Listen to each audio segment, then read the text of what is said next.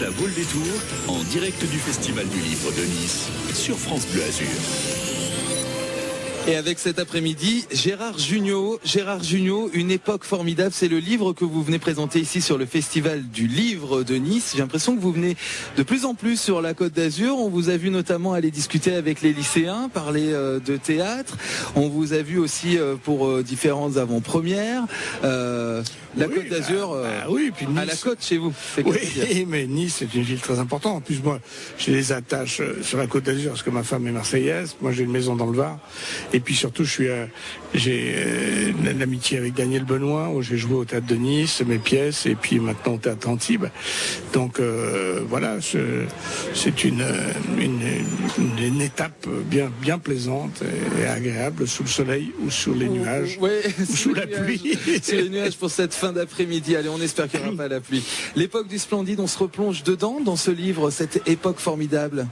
Oui, j'avais envie de raconter un peu cette aventure formidable, justement magnifique de cette rencontre de ces quatre adolescents, enfin quatre enfants même, puisqu'on s'est rencontrés au lycée Pasteur en 5e avec Clavier, et puis partir un petit peu de raconter un peu, mettre un petit coup d'œil dans le rétroviseur pas par nostalgie, mais d'abord pour pas oublier, pour passer un peu, pour transmettre à mon petit-fils, à mon fils, ou à plein de gens qui ont vécu cette époque ou qui ne l'ont pas vécu et qui c'est une manière de témoigner, de transmettre une expérience qui m'a rempli pas de nostalgie justement, mais de fierté, même d'étonnement. Je suis le premier étonné, donc j'ai voulu raconter ma jeunesse, ma famille, comment j'en suis arrivé là, et puis ce hasard et cette rencontre épatante avec mes camarades, et puis après la grande aventure du café-théâtre avec les trois splendides qu'on a construits, les films, avec des anecdotes, avec des choses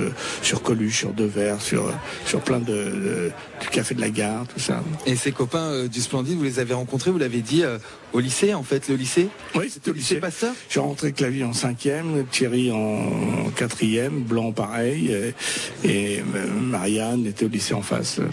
Et il y avait aussi François Hollande, c'est vrai? Hollande, il est plus jeune que moi, il a 2-3 ans de moi. Et il est passé par les mêmes bancs d'école. Il est passé, oui, après nous. Moi, je l'ai pas connu. Christian a été à préparer Sciences Po avec lui, je crois. Mais moi, je l'ai pas connu, mais peut-être que je l'ai surveillé, puisque j'étais pion. Donc, je l'ai peut-être surveillé à la cantine. Voilà. Est-ce que François Hollande aurait pu faire partie du Splendide? J'ai dit ça une fois parce que... Ah oui, je sais que vous l'avez dit. Dès qu'on dit un truc, ça rebondit sur tous les internets et tout, c'est effrayant. Non, c'est vrai que je l'ai rencontré deux, trois reprises, et je veux dire que le type a beaucoup d'humour, il vaut beaucoup mieux que l'image qu'on a fait de lui. On va peut-être s'en apercevoir un peu, quoi. Il n'a pas de casserole, et surtout un type extrêmement drôle. Donc, s'il n'avait pas choisi de faire de la politique, peut-être qu'il aurait pu... Maintenant qu'il est plus disponible, peut-être qu'il va vous parce qu'ils font du tout, coup, après que vous ayez dit il aurait pu faire partie. Ils font tous ils font tous. J'ai déjeuné avec Jean-Louis Debré, lui qui il fait de la télévision ou de la radio. Comment elle s'appelle, l'ancienne ministre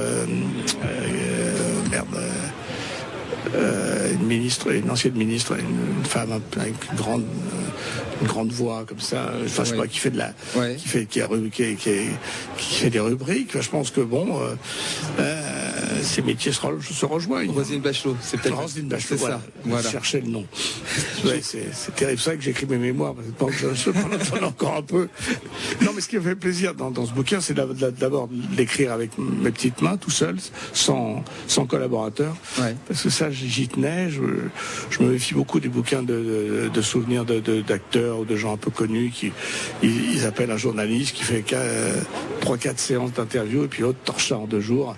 Là, j'ai mis du temps, mais je voulais vraiment que ce soit personnel, qu'il y ait un style qui m'appartienne, quoi, et que j'en sois fier de l'objet littéraire. C'est pour ça que ça ne me déplaît pas de venir de temps en temps dans les festivals du livre. Et je me sens évidemment pas un auteur, même si j'ai fait des films comme auteur, mais ni comme un littérateur, mais enfin quand même je suis assez fier du petit objet littéraire que j'ai fait. Un objet littéraire donc que vous venez présenter ici au Festival du Livre de Nice, les rencontres avec justement tous ceux qui viennent vous voir, vous mesurez à quel point vous êtes populaire, Gérard Jugnot. Oui, ça fait un petit moment que ça dure, et pourvu que ça dure d'ailleurs. Mais oui, c'est vrai que je fais partie des meubles. Hein. Ça fait 40 ans que j'occupe le terrain, même si les gens m'aiment pas, maintenant on me supporte à l'ancienneté. Et vous êtes connu aussi par les jeunes générations. Tiens, je vous propose, puisque nous sommes à la radio, alors on a un petit jukebox, hein, on va envoyer un petit extrait là, normalement, qui doit partir. Vous devez pouvoir l'entendre, Gérard Jugnot. Est-ce que l'extrait part ?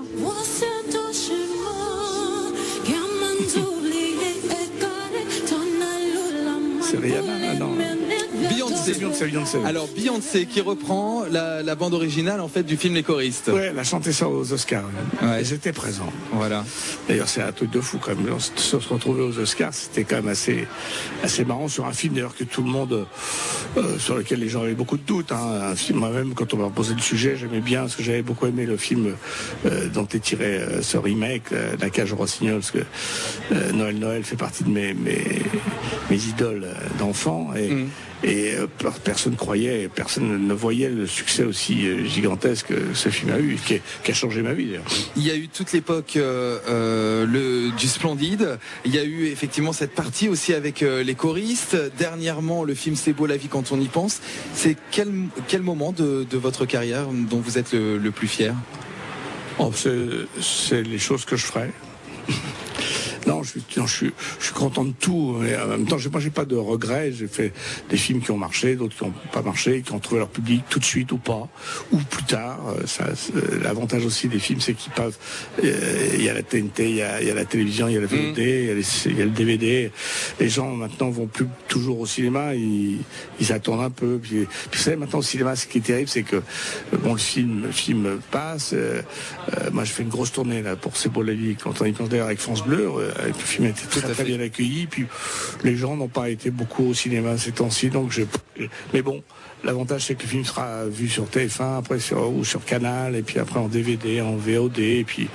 donc il y a une vie après le cinéma. Oui, il y a une vie après le cinéma. Je crois que les gens aiment le cinéma, mais pas forcément toujours au cinéma. Donc maintenant, il y a Netflix, il y a plein de choses comme ça qui fait que les médias changent. Puis vous savez, maintenant les écrans sont formidables chez vous. Vous avez des grands écrans, un très bon son, vous pouvez avoir de la VO, vous pouvez avoir des tas de films. C'est le cas chez vous, Gérard Jugnot ? J'ai une grande télé avec un bon son sans plus, mais c'est vrai que moi le premier, je ne vais pas toujours beaucoup au cinéma. Et on a encore du bon son, écoutez.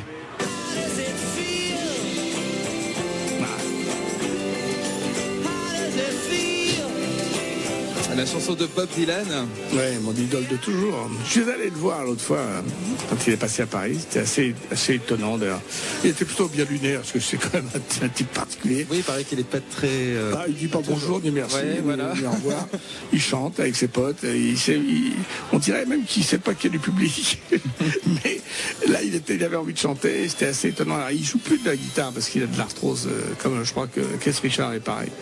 Mais c'était quand même assez magique. Et puis de voir ce petit bonhomme. Moi, je l'ai vu, j'étais très bien placé. De le voir de près comme ça, c'est un tout petit bonhomme, et 70 balais, 76 même, je crois. Et puis toujours la voix est nickel. Moi, je trouve que c'est assez étonnant avec ce prix Nobel. Alors c'est vrai que les gens disent quand même le prix Nobel. Mais il y avait un mec qui disait une chose assez drôle. Tu sais, quand on était jeune, Dylan il était comparé à Jésus. Alors le prix Nobel, c'est pas grand chose. On continue dans les extraits ? Oui. Allez, on y va. Mais tôt ou tard, ça n'allait. Les ruisseaux devant nous. Alors Gérard Jugnot, c'est l'extrait d'une chanson de Francis Cabrel. La feignasse de Cabrel.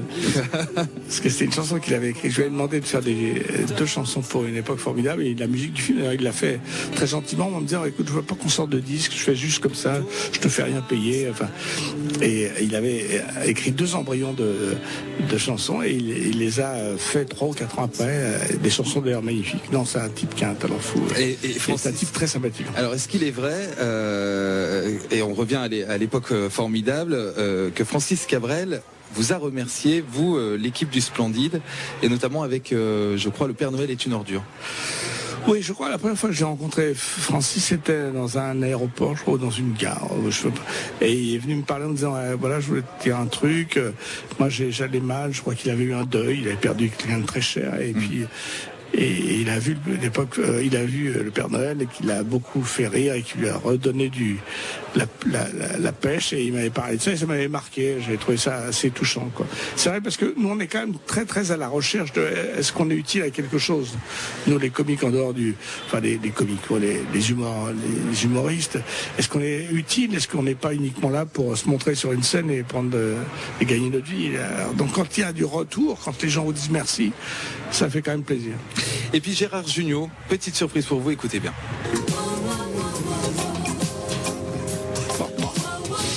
Mais elle me lança tout à coup, alors j'allais tirer le verrou. C'est 1000 balles qu'il faut me filer pour m'embrasser. Bonjour la paye et l'escalope, je déchantais d'entrée de salade. Pourtant j'évitais une dispute avec cette folle, mais je voulais pas m'avouer vaincu pour une sordide histoire de fric. Et je lui dis maintenant que tu sais où j'habite, parce que quand tu veux me serrer la main, je te laisse le choix dans la date.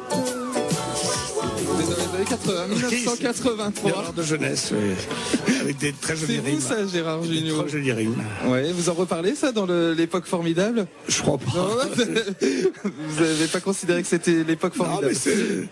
Il y avait une autre, l'autre c'était Je suis miné, qui était une espèce de rap. Oui. Ça, non, c'était une époque où on nous proposait de faire des trucs. Mais je me suis ennuyé beaucoup à faire ça. J'ai fait pas mal de télé où il fallait que je chante en playback, et j'ai trouvé ça. Non, c'est pas mon truc. Moi, qu'allez-vous demander de nous le faire là en live devant le public du Festival du Livre de Nice? Non, c'est pas possible. Non, déjà, vous savez, moi je fais les enfoirés. Hein. On me fait chanter 3 notes pour montrer que les autres chantent mieux que moi. Donc. Gérard Jugnot, une époque formidable. On vient vous rencontrer donc au Festival du Livre de Nice. Dernière question, tiens, puisqu'on revient sur l'époque du Splendide, voilà cette bande de copains et le succès que l'on connaît. Demain sera présenté à la halle de la Gare du Sud ici à Nice, et c'est gratuit à 21h. Le film alibi.com. Ça, c'est la bande à Fifi, c'est Philippe Lachaud, que vous connaissez bien puisque vous avez joué dans Babysitting. Ouais, je devais tourner dans Alibi. Dans alibi.com aussi. J'ai pas pu parce que j'ai fait mon film, j'aurais mieux fait d'ailleurs. Ça a eu beaucoup de succès. Est-ce que la bande à Fifi, j'adore. Lachaud, c'est le futur Splendide? Oh, non, il n'y a rien de comparable, mais c'est une bande où je me retrouve un peu là-dedans, oui. C'est une bande de copains qui se connaissent depuis longtemps. Il y a une vraie, ils sont vraiment sympathiques et plein d'enthousiasme et de talent, quoi. Vous serez peut-être dans alibi.com 2. Oui, c'est ça. Allez, on le souhaite. Merci en tout cas de votre venue ici sur le Festival du Livre de Nice et dans le studio France Bleu Azur. Merci. À bientôt. Merci Gérard Jugnot. France Bleu Azur en direct du Festival du Livre de Nice.